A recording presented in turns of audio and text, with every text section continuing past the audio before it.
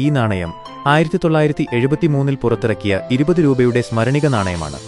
അധികം ധാന്യം ഉൽപ്പാദിപ്പിക്കുക, grow more food എന്ന വിഷയത്തെ അടിസ്ഥാനമാക്കിയാണ് ഇത് നിർമ്മിച്ചത്. ഈ നാണയം 50% വെള്ളിയും 50% ചെമ്പ്, നിക്കൽ തുടങ്ങിയ ലോഹങ്ങളും ചേർന്ന മിശ്രിതത്തിലാണ് ഉണ്ടാക്കിയത്. തൂക്കം: ഇതിന് ഏകദേശം 30 ഗ്രാം തൂക്കമുണ്ട്. വലുപ്പം: ഇതിന്റെ വ്യാസം 44 മില്ലിമീറ്ററാണ്. ഗോതമ്പ് കതിരുകളുടെ ചിത്രവും അതിന്റെ താഴെയായി 1973 എന്ന വർഷവും കാണാം.